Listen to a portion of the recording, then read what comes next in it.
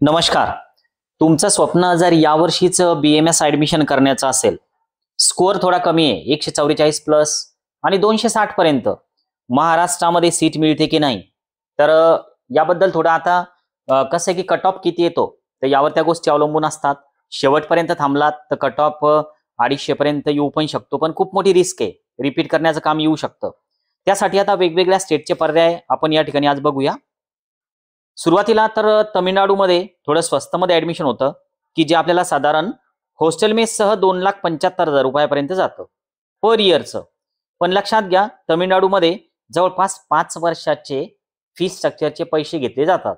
महाराष्ट्रामध्ये 4.5 वर्ष असतं, पण तमिळनाडूमध्ये 5 वर्ष असतं. तर त्यामुळे तुमची तयारी असेल, तुमचा स्कोअर 144 प्लस पाहिजे तमिळनाडूसाठी. आणि आता जिजाऊ अकॅडमीकडनं 5 नोव्हेंबर ते 10 नोव्हेंबर या दरम्यान विद्यार्थ्यांचा एक ग्रुप जातोय तमिळनाडूचं कॉलेज बघायला आणि ऍडमिशन फायनल करायला. तुमची जर जायची तयारी असेल तर तुम्ही आजच किंवा उद्या निर्णय घेऊ शकता. नंतर जर तुमचा मेसेज आला किंवा कॉल आला तर कदाचित तुम्हाला एकट्याला जायचं काम पडू शकतं. पण आता ग्रुपनं जर जात असाल तर नक्कीच तुम्ही काउन्सिलिंग फीस पे करून त्या ग्रुपच्या सोबत जाऊ शकता. आता विषय दुसरा असा आहे की स्क्रीनवर जी तुम्हाला एक शेड्यूल दिसतंय तर यामध्ये हे यूपीचं शेड्यूल्ड आहे 3ऱ्या राऊंडचं. आणि आता यामध्ये जर तुम्हाला ऍडमिशन करायची असेल तर 31 तारीख म्हणजे आजपासून तर 2 तारखेपर्यंत रजिस्ट्रेशन आहेत. म्हणजे उद्याचा दिवस आपल्याकडे आहे आणि परवाच्या दिवशी संध्याकाळी 6 वाजेपर्यंत आपण हे रजिस्ट्रेशन करू शकतो. रजिस्ट्रेशन असणं गरजेचं आहे, त्याशिवाय पुढच्या प्रक्रियेमध्ये आपल्याला भाग घेता येणार नाही. जर यूपीला ऍडमिशन करायची झाली तर आपल्याला यूपीचं डिपॉझिट सुद्धा पे करावं लागतं. तसं तमिळनाडूला डिपॉझिट वगैरे काही नसतं. पण डिपॉझिट जे तर ते 31 आणि 3 तारखेच्या दरम्यान आपल्याला पे करायचं. 50,000 रुपयापर्यंत ऑनलाईन डिपॉझिट पे करावं लागतं. ते रिफंडेबल असतं. फक्त कॉलेज मिळून जर नाही घेतलं तर मात्र ते डिपॉझिट जप्त होतं. यानंतर तुमचे डॉक्युमेंट्स वगैरे व्हेरीफाय होतील की जे 1 तारखेपासून 3 तारखेपर्यंत ऑनलाईन व्हेरिफिकेशन असते याचं.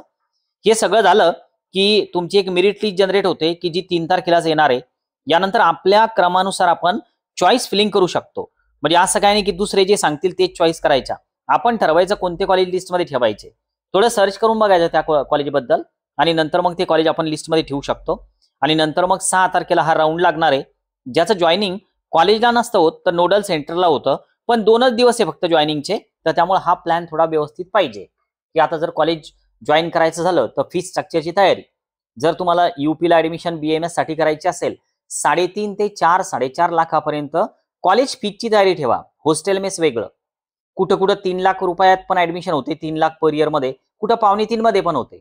पण कॉलेज तुम्ही कोणतं टाकता लिस्टमध्ये यावरती अवलंबून आहे. पण तमिळनाडूमध्ये याच पैशामध्ये हॉस्टेल मेसचं होतं.